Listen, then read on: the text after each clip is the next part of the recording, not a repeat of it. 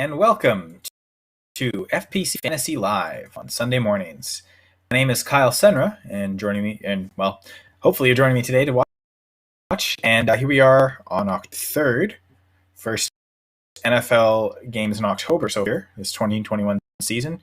And here we are for the week 4.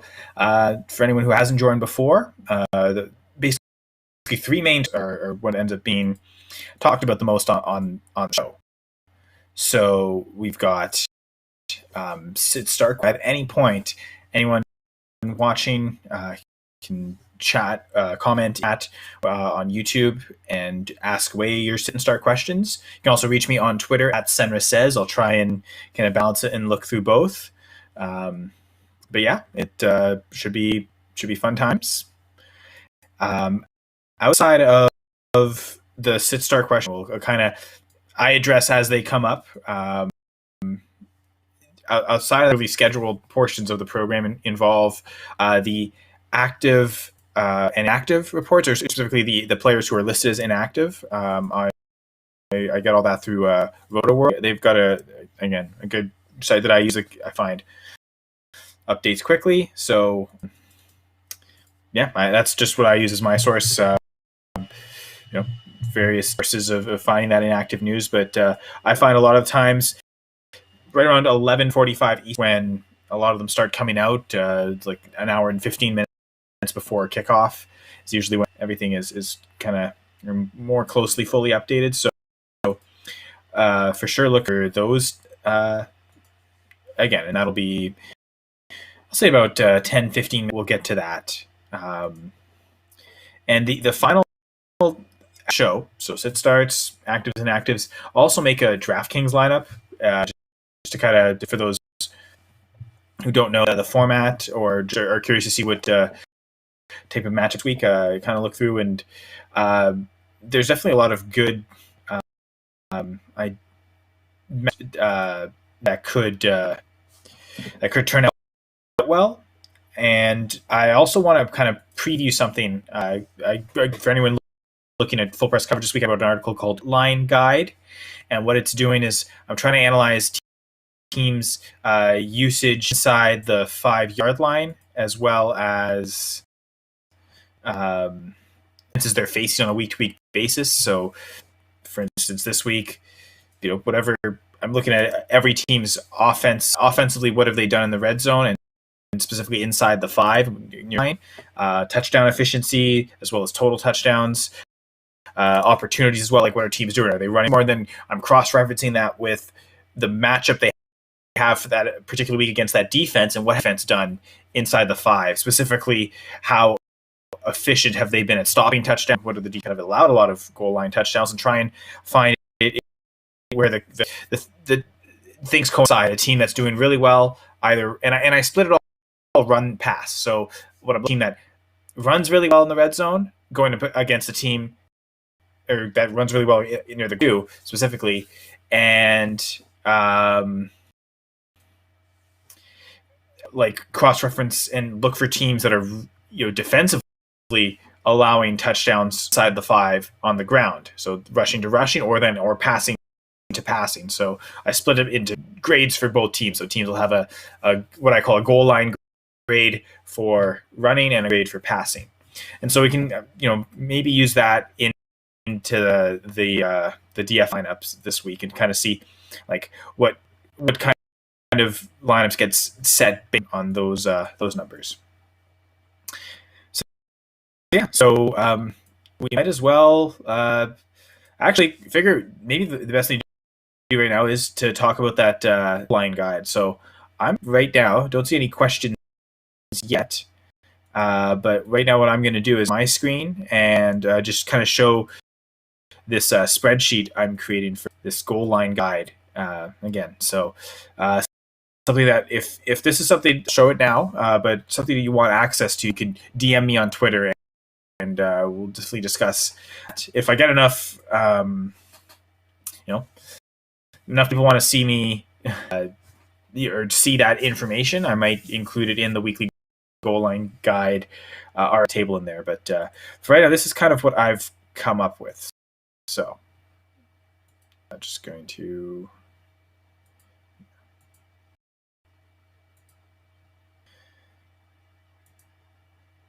All right, so this is the goal line guide table for week 4. What I'm going to do is I've got like for each offense throughout the season. I'm going to update it every week, and the same defenses and what they've allowed. One thing with the offense, though, really interesting. I calculated this. So far, teams have run or snapped the ball 432 times run plays and 434 times on passing plays inside the red zone. So this is and closer to the opponent's end zone. Now, 17% of those have been in a touchdown. So 74 rushing touchdowns in the red zone, 113 passing touchdowns in the red zone. So 26%. So the better efficiency at passing than running, which I think we already know that anyway, that exists for yards, but it also exists here for touchdowns, as we see in the red zone specifically. Now, the reason with my goal line guide, what I really want to push for is I've separated the information inside the 20 and then inside the 5. 129 run plays and 72 pass plays inside the 5 have NFL teams run this year. This is all teams combined through 3 weeks. 61 rushing touchdowns, 40 passing touchdowns. That increases the touchdown percent to 47% on the ground, 58% through the air. A lot higher than 17 and 26, right? So yeah, it's all this here is really what we're looking at. So again, this is red zone running, total plays, touchdowns, and that percentage. Red zone pass plays, touchdowns off those pass plays, and the percentage. Same with inside the 5. So, jump from 17% to 47% of run plays inside touchdown again compared to inside the red zone, and 26 to 58. So, especially with the run plays, it's like 3 times likelier to score a touchdown inside the 5 than it is inside the red zone, which makes sense because red zone is 4 times bigger than inside just the goal line. So more distance to cover. But that's basically kind of what I'm looking at as to, or like the motivation behind looking at the goal line stuff specifically. So what I've done is create. So the way this chart works is I match everything up. And so the Chiefs this week playing the Eagles. I include who's favored by how much, and I organize it all by over under the total game. So that's kind of where it's starting at, because what I'm doing is I'm looking at the totals. I'm looking at the total touchdowns that that team scored both on the ground there, and then the opposite team's defense, how many they've allowed touchdown and through the air, and then like in brackets I've got the percentage of red zone plays or goal line plays that type run compared to touchdowns. So we can start at the top. So what do we see here? So the Chiefs, their implied total 30.75. They have scored 2 red zone rushing touchdowns, and they've goal line. This is all goal line. Sorry, not red zone.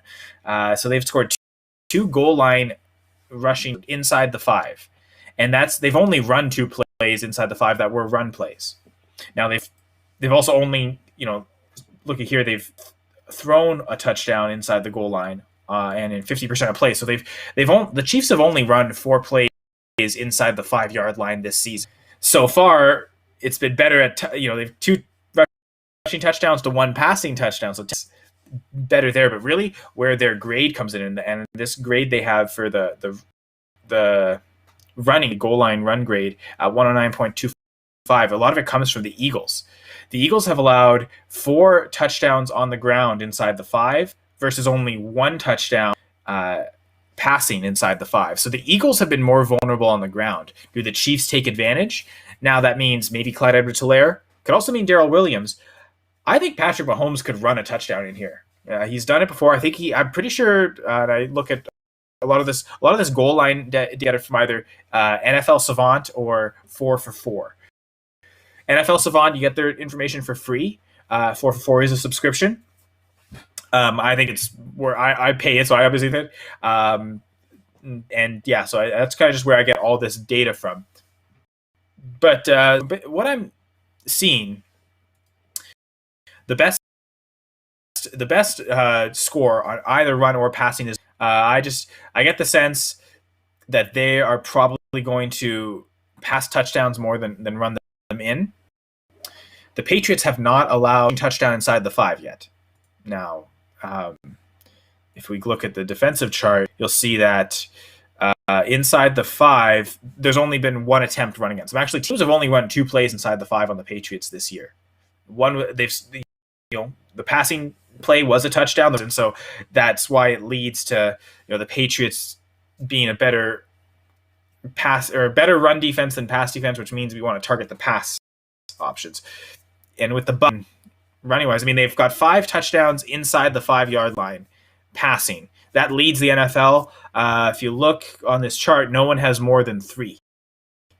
Right? The Packers have 3 touchdowns inside the 5. The Bills, the Falcons, the Cowboys, and the Chargers. But the Patriots have 5. So they're just throwing so much there. So that's ended up being the highest score this week. Now, for DraftKings in particular,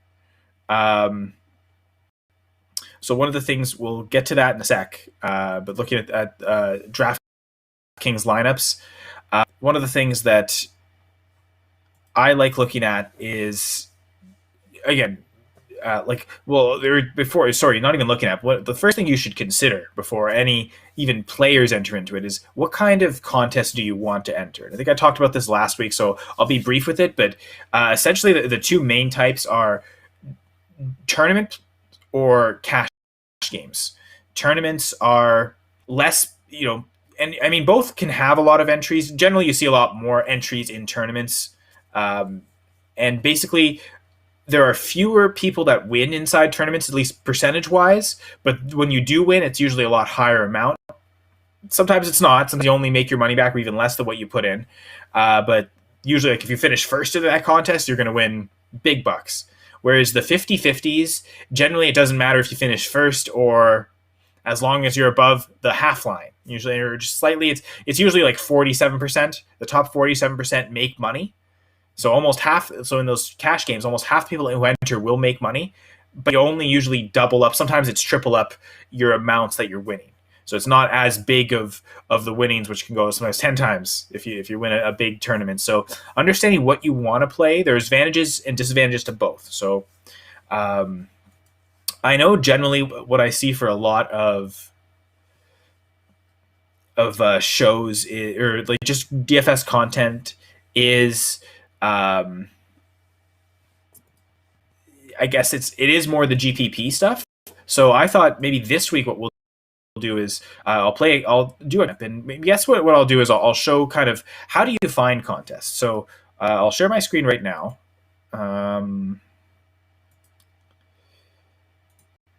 Yeah, let's do this. I'm really bad at talking when I'm doing something, or not talking, I guess. I'm always talking. Anyway, so you get to the DraftKings lobby. So you sign to DraftKings, this is what it's going to look like. So then, I'll usually click CFL, but that's me. But we'll go with the NFL contest for now.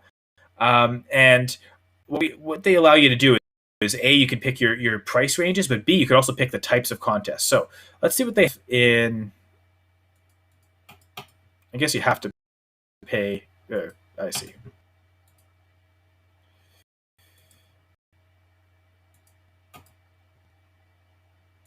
It's weird. Okay, so 50-50 double ups.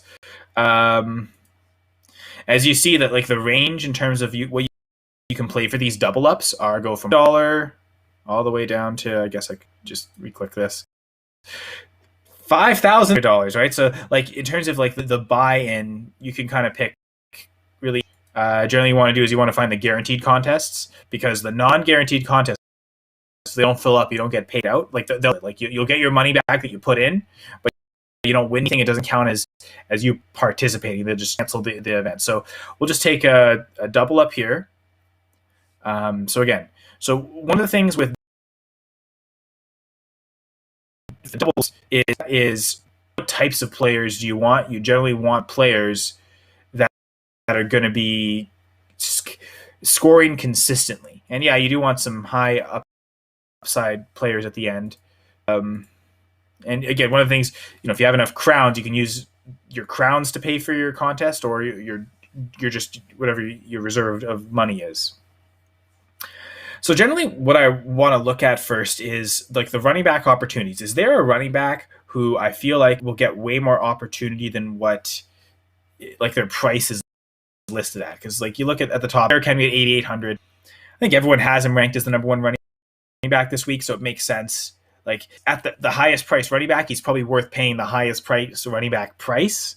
I mean, sometimes when McCaffrey, like 2 years ago when McCaffrey was just killing it, his price was usually in the 10,000s. So Derrick Henry at 80 is a fine price. And so like everything I think will be compared just to that. Like, am I saving enough 8,800 to where I don't mind the maybe dip in production off what we'll get from Henry to whatever other running back you're choosing?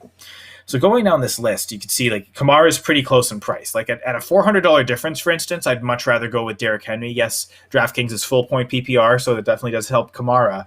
But if I was to go down from Henry, I don't think I'd want it to be Kamara. I think I'd want to go lower because that way I'm saving more money. Like Nick Chubb, for instance. This is where I'm looking at where it's an $1,800 difference between Henry and Chubb. Neither catches a ton of passes, but both really efficient on the ground. That's one where if there's almost a $2,000 difference, that's where I can justify it like being lower. So if I'm not going to pay up for Henry, probably want to pay up for Nick Chubb, honestly. Now, that's just a quick comparison. So basically making that decision, I really like Chubb this week, so we'll just put Chubb in. One of the guys, though, if I keep going down and seeing Chris Carson at 6,300, and I'll refer back to this goal line guide. So if we look at here, so again, pass plays in this column, run in this column. So among the running teams, the team with the highest goal line grade is actually Jacksonville. They played Thursday. Guess what? James Robinson scored a rushing touchdown, so that held true here. Not to say that it's always going to work, but like it ended up being the second highest score overall, and certainly the highest rushing score. Partially because the Jags just, the Jags, not the greatest. I mean, like, it's a strange coincidence that with the Bengals that the Jags and Bengals entering this game the Jags only ran one play inside the red zone and the Bengals only had one run play to defend against inside the red zone. Both were touchdowns, so both ended up with 100%. So it skewed it a little bit this week. As the more information we get, the more games you play, this system will become better. But again, I'll take it as a victory because James Robinson did score a touchdown. But if we look at the Sunday game specifically, the Chiefs at 109.25, I've already said it. I almost wonder if Patrick Mahomes is maybe the biggest beneficiary of that. He's gotten the most carries inside the 5 so far for the Chiefs, and I know that data from 4-4. I remember looking that up. So I don't think this is a huge benefit to Clyde Edwards-Helaire necessarily. Next one is Washington at 108. Now looking at just those two, where is Antonio Gibson? Where is Clyde Edwards-Helaire in terms of pricing? Now, Edwards-Helaire is down at 5,400. Pretty cheap. Is it the cheapest he's been yet? If you look at the game logs, no. Last week he was cheaper at 4,800, and then he ended up, smashing. He scored the receiving touchdown. He had his 100-yard game of the season. So we've priced him back up, not what he was at the start of the year. So it's still considered a value. So I think he's a decent play. But the other player was Antonio Gibson, right? Gibson's a little higher, 6,100. He's also questionable. So I don't know that I necessarily want to go with them. I don't know if we have an update yet. I guess we'll get to the actives and inactives. They should be out soon, so we'll get an update on Gibson. Maybe I'll do that real quick. Chris Carson, to me, is really intriguing because so after the Jags, the Chiefs, and Washington, the fourth highest this week is Chicago. David Montgomery, he's actually pretty viable too. His price is 5,800. I do like that. I think it's a good bounce back for this week. But then the fifth highest run line grade for any team this week running the ball is with the Seattle Seahawks. And one of the things I really like about them is their goal line grade for the pass game is really low. 44.75. Part of it is the Seahawks have not thrown a touchdown yet inside the goal line, where they've had 2 rushing touchdowns in that zone. So if they get close, they've been obviously infinitely more efficient running it because they have 0 passing touchdowns inside the 5-yard line. Now, in terms of attempts, the thing is the Seahawks haven't actually passed the ball inside the 5-yard line. So we don't know that they're not good at it. But that's also showing that they don't like to do that. So when they get close, I expect Chris Carson. So big touchdown weeks, I think, in store for Chris Carson. So at 6,300, yes, it's a bit more pricey than Montgomery and Edwards-Helaire. And who was the other person we were looking at? Gibson, but Gibson's questionable again. We'll check that in a sec. Right now, in terms of the running backs, I kind of feel like I really like pairing Nick Chubb and Chris Carson as the RBs 1 and 2. Now maybe Gibson will change that. So I like the other thing with the what we didn't look at was the Browns. Their run score goal line grade 87.75. It's decent, but much better than their passing grade goal line. Again, they haven't thrown a touchdown inside the 5-yard line yet.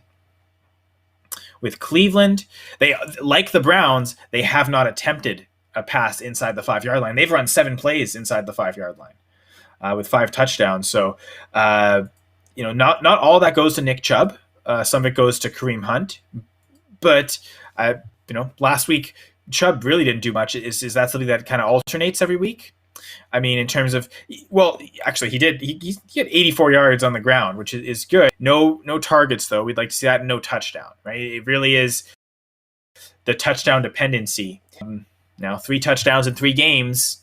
I like his odds of getting one here. So that's why I'm going with that run back duo. Now, if we look at the passing, who have the best passing grade? So the Bucks goal line guide for week 4 has them as the highest goal line grade. They're playing Sunday night, and this, DraftKings main slates are the Sunday afternoon, which is kind of what we're showing right now. So we don't actually have access to that game in this contest. So outside of the Bucks, it's funny. A lot of run teams above 100. Even the Baltimore Ravens is one we didn't talk about very much. But that, again, like the Chiefs, I think the quarterback might have the best chance at scoring that rushing touchdown. But yeah, no one above 100 for the passing grades. Now, a couple teams are close. The Raiders, who are Monday night, so ineligible for this contest, and Washington. So again, with Gibson questionable, I do wonder if Washington has good goal line grades on both. Part of it is because you look at here, the 100 and 100. This is indicating that the Falcons have allowed 4 touchdowns from plays inside the 5-yard line, and they've also only had 4 plays run against them. So it's actually been 100% efficiency for teams running goal line plays against the Falcons. They've scored on every play. So that's why I really like it for those running backs. But if Washington, because what are Washington's tendencies, right? So far they've run 3 plays inside the 5-yard line on the ground, 2 inside the 5-yard line through the air. So it's pretty close. That's why it could go either direction, but it's seeming like there's a high touchdown chance for Washington this week. And so looking at that, I think Terry McLaurin might be one of the biggest beneficiaries of that. So where is McLaurin in the price range? Now he's up at 69, which is a nice price for him. I feel like that's actually the highest he's had all season. So it's on the upper echelon of his price range. So I think because the chances of receiving rushing touchdowns happen in either case, I wonder if maybe if you didn't like the 2 top RBs like Chubb and Carson, maybe a J.D. McKissic would be worthy of that. This goal line grade has a pretty high touchdown probability, especially if Gibson misses. I think J.D. McKissic could become like an automatic start, and especially in cash games, might be great as that RB. Leave it for now. Who's next? Next is New Orleans at 99. The problem is I don't know which player I want to trust. Is it the tight end? I'm not sure there. So that's not a situation I necessarily want to buy into. Next is Pittsburgh. With Juju and Deontay Johnson coming back, where are they priced? So Juju's at 5,600, Deontay Johnson at 6,200. So less than McLaurin. I think I'd much rather play either of those two than McLaurin. Juju at 56. I think especially Juju in cash games, his lower depth of target, but especially with Chase Claypool at a higher target share, makes it kind of a safer play. Like this is something where if this was a GPP or tournament, I wouldn't play Juju, but I like him in this cash game. Deontay Johnson's also a viable play. There's only a $700 difference, so not the biggest deal. Next, in terms of highest goal line grade, would be Philadelphia, actually, at 90.75. And that fits in well with the Chiefs game script, which, again, we were saying with that 109.25.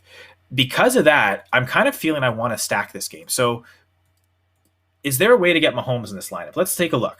For anyone who wants to play Mahomes this week, let's see what that Vibely looks like. So you want, you know, and I guess this is a cash game, so you might not look to the stack as so important.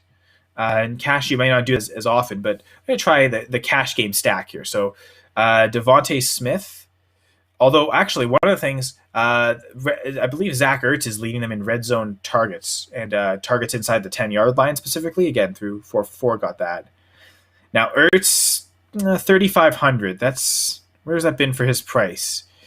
That's, he's been higher this year, 3,800 to start the year. So, but he's kind of stayed pretty close in that range. So Ertz could be a good play. Could go with, again, Devonta Smith. Where did I have it? Devonta Smith, 5,700. So that same price range as Juju. I don't like that much. I prefer Juju, I think, this week. So, So I think what we'll do here is, okay, now Tyreek Hill is the most expensive receiver. Yeah, I don't know. The one thing with this cash game lineup, I might run Mahomes naked. Again, thinking that the rush, he leads the Chiefs in carries inside he's tied the lead with the Chiefs for carries inside the 5. Now, Edwards-Helaire leads in both red zone carries, but Mahomes ties him in carries inside the 5. So the chances of Mahomes getting a red zone target or a red zone carry, or specifically a goal line carry, I think are decent enough. So I might just play Mahomes alone without stacking him because it's cash. At this point, I'm going to check out defense as well. I looked through earlier. Basically the lowest price defense that I'm really excited about is where were they? The Colts here against the Dolphins. Again, who knows with Jacoby Brissett? Maybe he does really well, but maybe he also turns the ball over. This is not a week where there's a lot of good low price defense. So Colts at 2,700. I'm kind of second guessing myself. I almost prefer the Dolphins at 32, only a $500 difference. And then from there, the Packers at 33. I really like either of those. I'm a Packers fan, right? You know what? I think I'm going to pick the Dolphins. Just we got Juju in the lineup already, so let's keep that kind of together and the correlations going. I guess looking at the goal line guide next, in terms of another receiver, I guess 89.25 Cowboys. So that's one where, I guess to get exposure there on the Cowboys or Panthers side, looking at the goal line guide, saying that, okay, so Panthers have 3 rushing touchdowns inside the goal line, 0 passing touchdowns inside the 5. Now, the Cowboys haven't allowed a rushing touchdown inside the 5, but they've allowed 3 touchdowns through the air. So something's going to give there, right? The Panthers' strengths, or so far their usage in the red zone doesn't match the Cowboys' weakness in the goal, near the goal line. So something's going to have to give there. The Cowboys pretty efficient, 7 touchdowns inside the 5 this year, 4 through the air, or 4 on the ground, 3 through the air. So they can do it however they want. The Panthers haven't allowed a rushing touchdown inside the 5 yet, so that's leading me to think this actually will be a good week for the Cowboys passing unit. If anything, Dak Prescott being at 6,700. Actually, I think I'm going to pivot off Mahomes. He stacked this Dak Prescott game with, where are the Cowboys receivers here? So we got CeeDee Lamb at 6,700, Amari Cooper at 6,000. This is one where I think I might want to go after the higher priced teammate actually, and put CeeDee Lamb in. We'll see if you need to. You can save, for tight, and we could use an extra 700. Go with Amari Cooper. Yeah, what to do at tight end? This one's tricky. I might just throw in Zach Ertz, thinking that the Eagles are going to need to pass. It's the kind of the right game script for that, and for more expensive than him. You have to jump up in price to get the players that I really, really like Logan Thomas, for instance. He's someone that maybe we take advantage actually of that goal line grade, right? The second highest this week, the highest on the Sunday slate. Actually, yeah, that's maybe where we go at tight end. I know Curtis Samuel's coming back this week, so that might complicate things. in terms of again, what you want in a cash game is consistency. What you want for a tight end specifically is targets. So 374 over the last 3 weeks. 4,900 for Thomas this week. It's not his most expensive. It's funny because 5,100 is the only week he hasn't scored a touchdown yet. So maybe being priced below 5,000 again is a good sign. I actually think that's where to go at tight end. I think that's where I'd like to go this week. So running Logan Thomas, that leaves 4,800 for a receiver and then a flex option. So the cheaper flex options, let's look at down there. What's the least we're willing to spend on a flex option? So we'll look at the $3,000 players. They're starting at the $3,000 players. So just above 3,000. So Freiermuth, Sanu. I'm going to just look at age until I see a name that I think is really intriguing in terms of I think they could produce well. Johnson is intriguing just because the Giants deal with a lot of injuries. Problem is their goal line grade for the passing game is the lowest of any goal grade this week. They have not thrown a touchdown inside the 5. The Saints have not allowed a touchdown inside the 5. So going off their implied total at 18 is how that you get that grade. So, not loving that. Randall Cobb for the Packers is kind of sneaky, just because no Marcus Valdes-Scantling. Does that mean Cobb gets on the field more? No, hasn't really done great. He's got 4 passes in 3 games, so that's really not consistent enough. Chester Rogers, maybe because the receivers are out for the Titans, both AJ Brown and Julio Jones. You see, if I like anyone more for the Packers, I think it's Alan Lazard, actually, even though he has less receptions this year than Randall Cobb. But he strikes me as like he's already seen a ton of snap count, so he's not going to see more time on the field with Valdes-Scantling out, but he might see more targets. And again, back to this Zach Ertz thing. 7. See, I think I'm actually going to pivot. I think in this price range, one of the guys I like the most is Zach Ertz. Maybe it's chasing the touchdown he got last week. But I'd like going for him rather than, say, paying up for Dallas Goedert to get some exposure against the Chiefs in that Chiefs game. So, let's play Zach Ertz as the tight end. Let's see what that leads us. So then 5,500.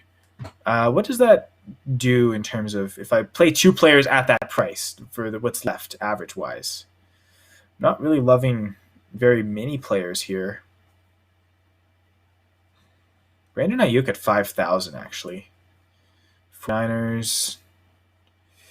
Goal line grade not great for the passing game, but also potentially no dull. So Ayuk, what's the lower?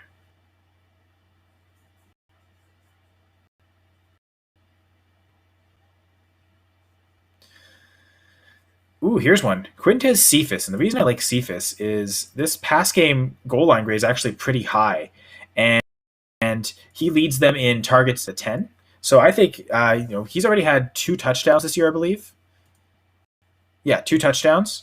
And I believe both of them came on targets inside the 5-yard line. So if they get close, they seem to be passing a lot. They'll run enough too, but I could see Quintez Cephas maybe getting a touchdown here. So throw Cephas in. That leaves 7,000 as a last flex option. Calvin Ridley, Terry McLaurin. So it kind of circled back to that. So I guess that means McLaurin makes a good price. Thielen. See, I like Thielen because of this. Like the goal line grade for running for the Vikings is not great. 42.25 is actually pretty low. 84.25, pretty average. It's a better disparity than, say, what Quintez Cephas had. So I'm going to stick with the NFC North there and actually just pivot off to Thielen. And because I'm a Packers fan, although Juju. You know what? If I take Juju out, what is in this range? Beckham.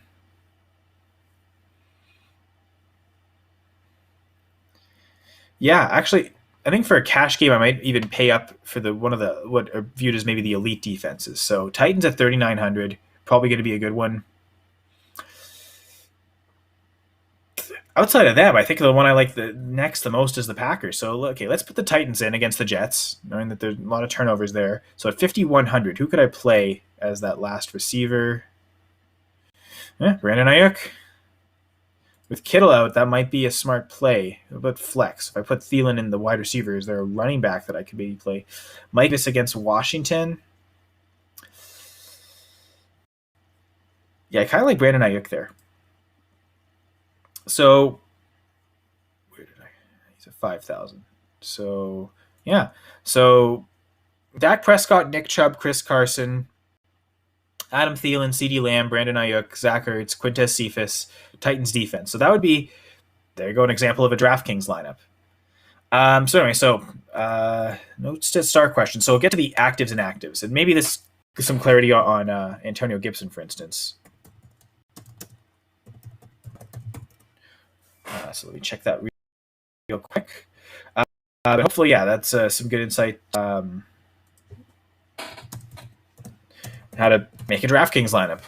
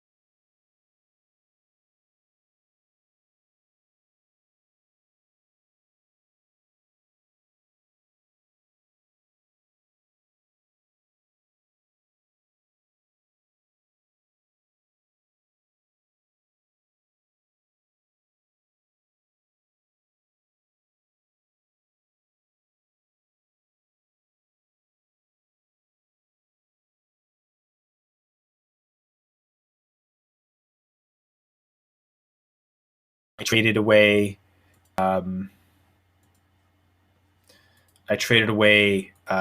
David Montgomery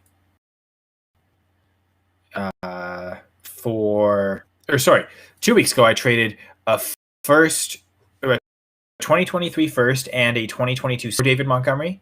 And this week I went further and up and traded away Montgomery and my 2022 first. So, no first over the next 2 years. And then in 23, I gave up did a 2-3 swap. So giving up 2 picks and David Montgomery to get a third rounder back and Nick Chubb. Me trying to go for that elite, and it's a point per carry league. So, Chubb gets a bit better league to have Chubb in. So apparently I'm Nick Chubb is a top 5 dynasty running backs. I really wanted him on this team. Actives and actives are up, so I will share the screen again. All right, so Falcons, Russell Gage inactive last week as well as this week again. So Olamide Zaccheaus might be worth playing. For the Bills, fantasy-wise, we got Matt Breida out, looking good for Zach Moss and Devin Singletary. For the Panthers, McCaffrey's out. That'll be interesting to see if it's going to be all Chuba Hubbard or if Royce Freeman's going to come in. This one was interesting. Andy Dalton is inactive. Now, I wondered how much of a chance that Fields could get benched in the game if he played poor enough if Dalton was there. With Nick Foles, I don't see it as big of a threat. So with Dalton inactive, I'm more willing to play this week. I was kind of hesitant thinking that if Dalton was there, could they make that switch off the rookie and bring Dalton in? But looks like Fields at least going to get one more start, and he should finish the game. So more willing to play Fields. I guess the one thing I'm kind of having a debate in is, do I play Justin Fields or Taylor Heineke against Atlanta? I've got Heineke in the lineup now. It's probably going to stay that way, but again, we'll see. Bengals, no T. Higgins. Oh, wait, this was Thursday. We knew that. Browns, nothing really to noteworthy. For the Cowboys, same things. All their main pieces are going to be healthy again, except Michael Gallup, who's on the injured reserve. I believe he'll be eligible to get off that next week, if I'm not mistaken. So we'll see if he is activated.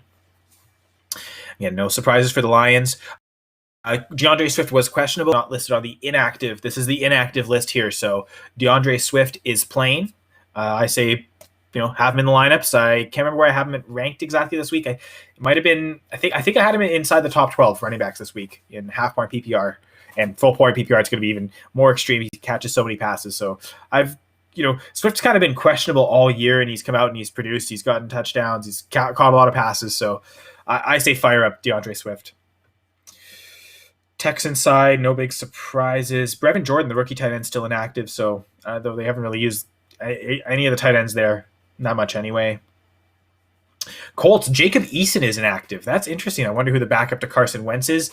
Maybe that might be injury, or that might be performance. I'm not sure exactly on that, but doesn't. One player that is active that wasn't last week though, Marlon Mack, and there was trade talk maybe, but I do wonder, are they going to use him today to kind of feature him more? So that's maybe I'm a little less excited about Jonathan Taylor this week. I know I did, this is the lowest I've had him ranked at any point this season yet. For the Chiefs, no Laurent Duvernay-Tardif, the great Canadian doctor. No Frank Clark either. Frank Clark, that maybe helps the Eagles' offense a little bit, but Duvernay-Tardif, that'll hurt a little bit the touchdown upside with Edwards or Darrell Williams. The Dolphins, Preston Williams is inactive. Not that he's been doing much. The main three receivers really seem to be Jalen Waddle, Will Fuller, Devontae Parker, and then of course Mike Gesicki as a tight end. Those are the four main targets. It seems like that if your fifth is probably Myles Gaskin. So the young players Williams and the tight end Hunter Long being out, I don't think changes much. For the Vikings, Emir Smith-Marset, there was talk that maybe he could become the number 3 receiver for them, but I think it's very clearly KJ Osborne. I also think Ty Conklin's in a good spot this week. I know I'm starting him in one league. For the Saints, Lil Jordan Humphrey's inactive at wide receiver, but I don't think that changes much. For the Giants, we already knew this. Sterling Shepard, Darius Slayton have already been ruled out early enough, but they're inactive. One player that got activated off the IR this week for the Giants is John Ross. I wonder if he cracks this lineup in his first game back for them this season. And I think it'll be Kenny Golladay, Colin Johnson, and who knows, maybe John Ross stretches the field a little bit. We'll see. I wouldn't play him, but I think I've got Ross in one league, and it's a super deep league, 38 roster spots or whatever it is, maybe 32. Start 13 players. It's, in that league, you kind of almost roster anyone with a pulse. So, but outside of that league, I don't have any John Ross. I'm not looking to add him to any leagues, but just kind of be aware that he is there. For the Jets, Elijah Moore inactive, and James Crowder coming off the COVID list. I know I've got him in a league, and I think I might start him here, especially with Elijah Moore out. Seems like Crowder's going to take most of that slot work, and not a lot's gone right for the Jets, so maybe that's something Zach Wilson leans upon. Gardner Minshew in his first game back. So for the Eagles, no Lane Johnson, so one of their starting tackles out. So I believe that's their starting right tackle. So if anything, that probably hurts Jalen Hurts in pass protection more than it does the run game with Miles Sanders, if that does exist. I'm not sure. For the Titans, I've already mentioned it. Julio Jones, A.J. Brown, inactive. You've got Nick, Westbrook, Akeem, and Chester Rogers are basically going to be the main two guys. And then, for Washington, the big news is Curtis Samuel coming off of IR. And so he'll be playing. I wonder if he'll be one of the top 3 guys, one of the top 3 targets on the team this week. It certainly is possible. But big news, Antonio Gibson is playing. I'd fire him up. I think it's a great matchup against the Falcons. So no hesitation to play Gibson in lineups. And even in DraftKings, that might be one where that DraftKings prior to that, maybe see something good there. But that's the inactive report for the week. About 15 minutes left in the broadcast. And so I'm going to check Twitter real quick to see if there are any sit-start questions for me. Because none the YouTube chat so far. But again, either you comment here in the chat or on Twitter @Senra says. I'll also check the FPC _ fantasy pod accounts if you want to message one there. You can do that as well.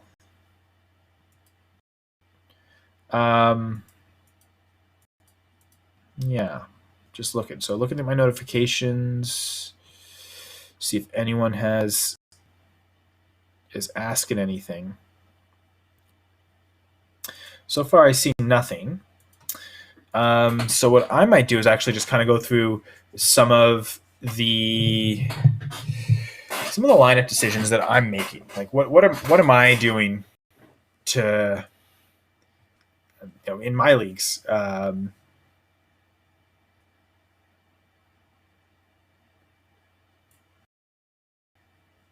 not sure. So no far. So let me just look at a couple of the leagues that I'm in and figure out what are some of the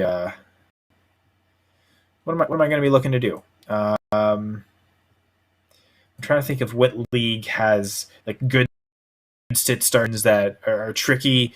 That once I'm done the show, I'll be kind of going back and forth on. So let me just real quick here find something. So contract leagues. I don't think there's much there. Yeah, we'll check that one. Sorry. So let me.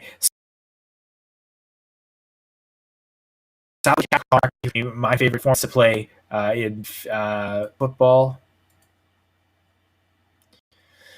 A few trades this week too. One, I traded away a second for Tyler Boyd in a different salary cap contract league. Again, I got enough of those. So this particular online league, the platform. I apparently am so high on Washington's offense this week against the Falcons that I'm playing both Antonio Gibson and Curtis Samuel. Yeah, so this will be one where so far the starting lineup: Justin Herbert, Antonio Gibson, Devin Singletary, Cooper Kupp, Curtis Samuel, Dalton Schultz at tight end, flexing Najee Harris, Chuba Hubbard, Henry Ruggs. The only guy I picked up Chester Rogers this week just because with the Titans now he's might be the number 1 receiver, maybe the number 2 receiver. There's also James Conner against the Rams. Not crazy about that matchup, so I think I'm going to stick with that. I get our Curtis Samuel. Really, that was the big one. Am I playing him as basically my number 3 receiver this week with Cooper Kupp and Henry Ruggs in the lineup? Is it something where it would be better to play Chester Rogers or better to play Samuel? Just because I think both defenses, like both offenses, I like relative to the defense. I think they'll score a lot of points, but could the Titans just score so much of that on the ground that they don't need to pass? Whereas Washington, I think that the Falcons offense might keep it interesting enough that I think Washington will do well this week. Well enough in points that I'm willing to ride out both Gibson and Curtis Samuel in the same lineup. Definitely not benching Gibson. So it really is, do I want Samuel? I could flex James Conner. Just say play 2 wide receivers and play 5 running backs. Right now I've got 4 running backs, 3 wide receivers. Could convert Samuel into a flex spot instead of having him in the wide receiver spot, but I think I'm going to leave it. I think I like this Washington matchup. I don't have Taylor Heineke to like double dip with the touchdowns, but I like Herbert going in that Monday night game. And the reverse stack of Herbert to Ruggs, maybe that works. I do have Derek Carr in this league as well, so I could, in theory, if I need to Monday night, I could stack Carr with Ruggs and leave Herbert on the bench. But that's a Monday night decision. That's not something I'm deciding right now. Too many Sunday morning decisions to make. What's another league that has interesting Sunday morning decisions? Actually, I do want to check this other Reality Sports Online league because I put out some trade offers. I want to see if they've been accepted.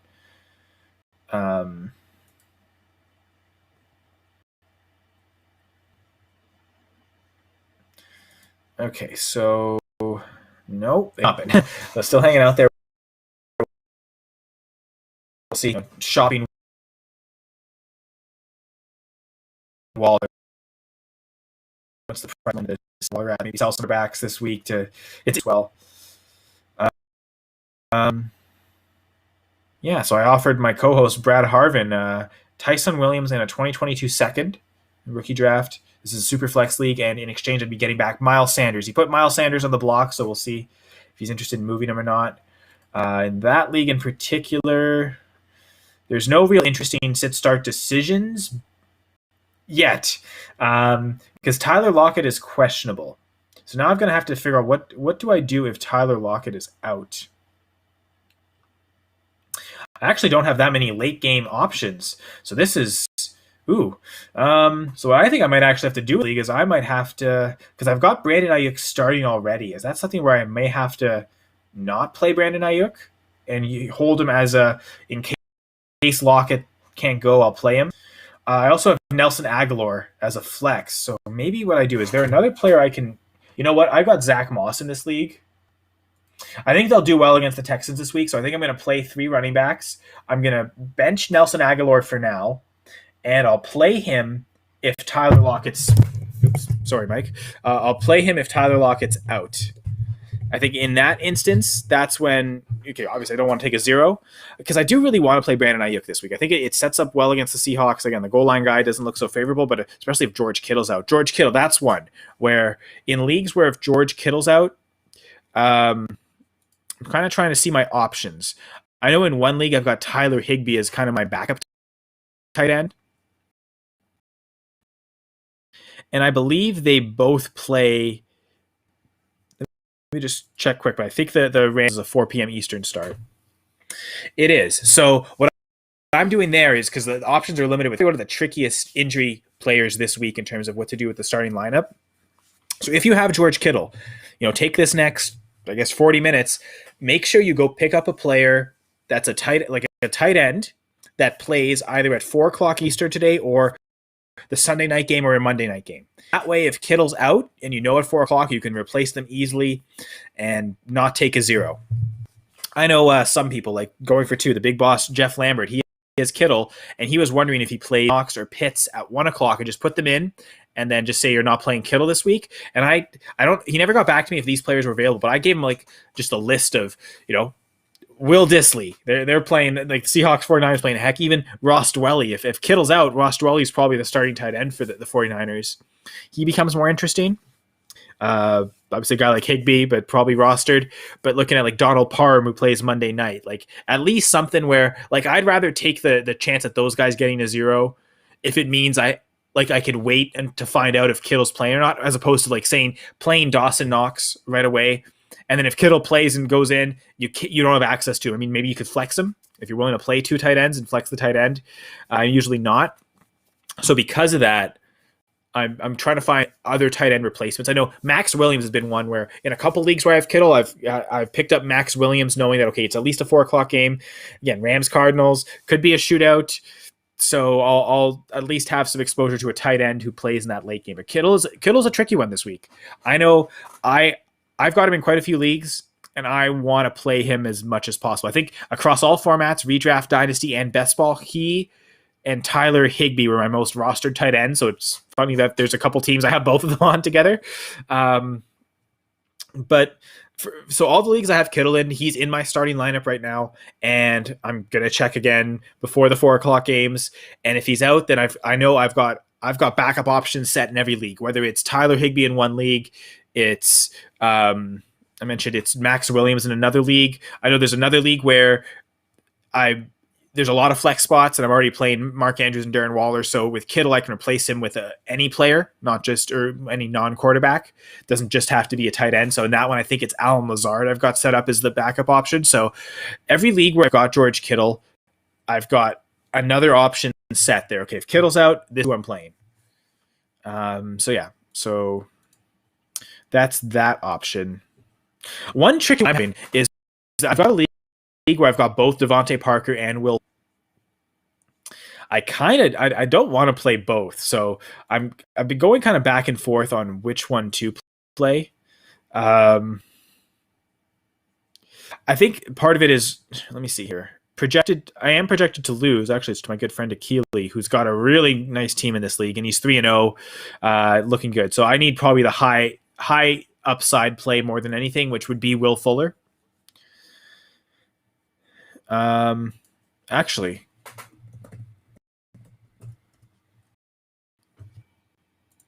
Cook playing. I guess that's the big one. I never even addressed that one, right? Is Dalvin Cook playing, yes or no? Because that's a big decision people have. Yeah, sorry about that. That's one. Didn't mention it. Looking through the idea, inactive list. So I'd assume Dalvin Cook's playing, which means, Oh, they don't have. Oh, wait, here it is. Yeah. No, Dalvin Cook's not inactive. So I'm guessing Dalvin Cook is active this week. So, so there's I know there's a league where I've got Alex Madden. I'm definitely playing that lineup. Now, where was that? This one here. So instead of Alexander Madison, maybe I play both Parker and Fuller now because it was that league. Yeah, trying to decide between Devontae Parker and Will Fuller. Don't really know what to do there.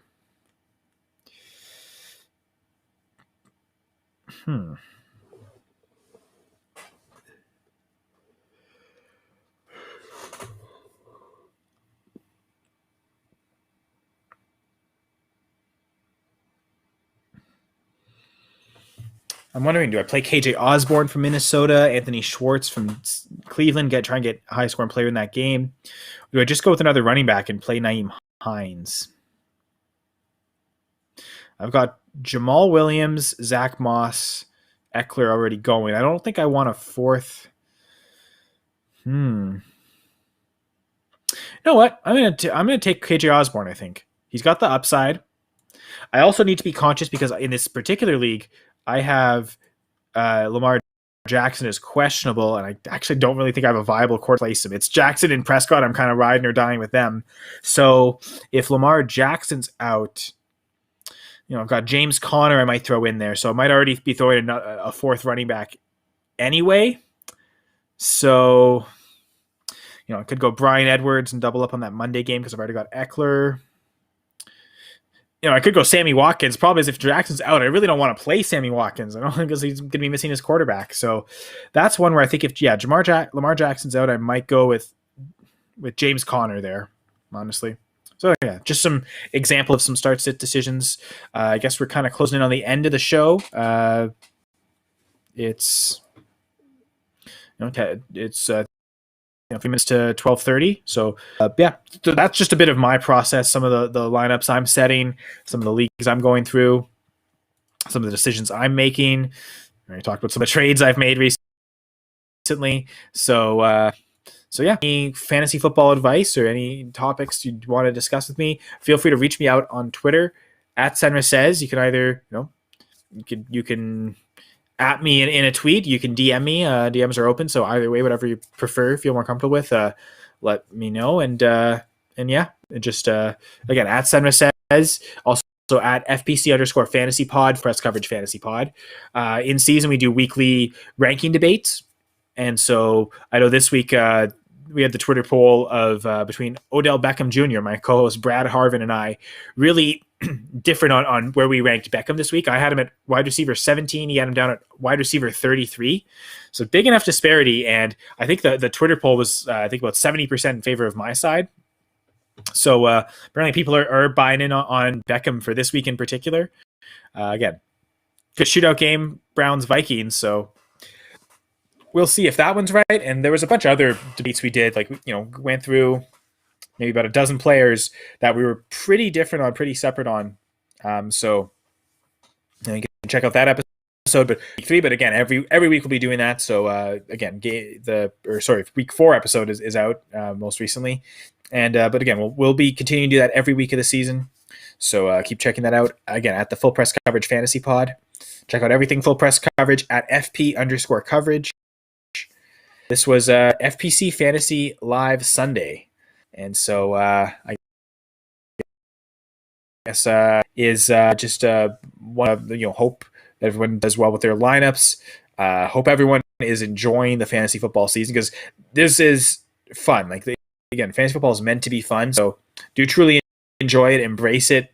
I would say one of my quick things is I don't necessarily enjoy chasing or checking the scoreboard for my fantasy matchups every weekend. And I mean, I'm in 21 leagues where I'm having to set lineups and play weekly matchups. So I also don't have really the time to look at every single one of them.